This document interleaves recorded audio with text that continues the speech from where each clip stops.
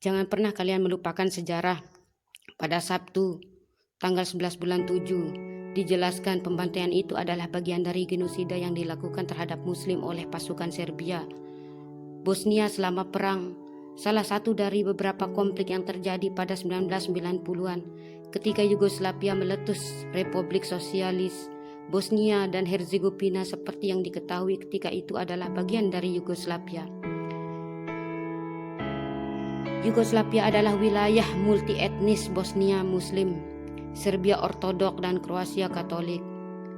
Bosnia Herzegovina mendeklarasikan kemerdekaannya pada 1992 setelah referendum dan diakui tidak lama kemudian oleh pemerintah Amerika Serikat dan Eropa. Tetapi penduduk Serbia dan Bosnia telah memboikot referendum ini. Segera setelah itu, pasukan Serbia Bosnia yang didukung oleh pemerintah Serbia menyerang negara yang baru terbentuk itu. Mereka mulai mengeluarkan Bosnia dari wilayah dalam upaya untuk menciptakan Serbia besar. Kebijakan yang dikenal sebagai pembersihan etnis. Orang Bosnia yang sebagian besar adalah Muslim karena dipimpin oleh Turki Ottoman pada abad pertengahan. Kemudian pada tahun 1992 segera diambil kembali oleh tentara Bosnia. Pengepungan pun terjadi dengan bentrokan antara kedua belah pihak. Pada April 1993, Dewan Keamanan PBB menyatakan wilayah itu daerah aman, bebas dari serangan bersenjata atau tindakan permusuhan lainnya. Namun pengepungan berlanjut, persediaan hampir habis untuk warga sipil dan untuk pasukan kecil. Tentara Belanda yang beroperasi sebagai penjaga perdamaian PBB, penduduk Bosnia mulai mati kelaparan. Pada 6 Juli 1995, pasukan Serbia Bosnia menyerang Srebrenica habis-habisan. Pasukan PBB menyerah atau mundur ke kota dan serangan udara NATO yang dipanggil untuk membantu tidak banyak, hanya memperlambat kemajuan.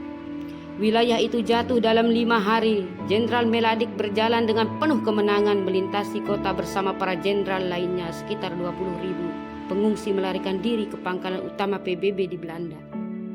Pembantaian dimulai pada hari berikutnya ketika para pengungsi Muslim naik bus untuk evakuasi. Pasukan Serbia Bosnia memisahkan pria dan wanita dan dari kerumunan dan membawa mereka untuk ditembak.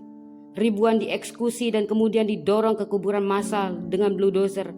Laporan menunjukkan berapa kubur yang hidup-hidup sementara berapa orang dewasa dipaksa untuk menonton anak-anak mereka dibunuh. Sementara itu perempuan dan anak perempuannya dipisahkan dari antrean pengungsi.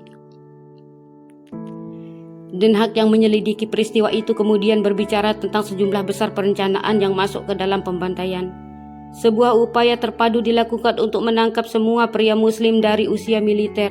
Sebuah penilaian terhadap seorang komandan Serbia Bosnia berbunyi bus-bus yang membawa perempuan dan anak-anak secara sistematis mencari laki-laki dan seringkali pasukan mengambil anak laki-laki dan lelaki tua yang tidak memenuhi syarat untuk bertugas.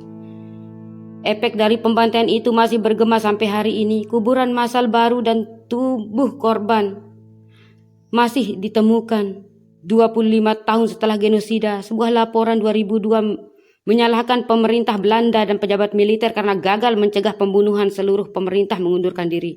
Setelah laporan tersebut pada 2019, Mahkamah Agung negara itu menguatkan putusan bahwa Belanda ikut bertanggung jawab atas 350 nyawa yang melayang. Pada 2017, pengadilan PBB di Den Haag mengumumkan Komandan Mladic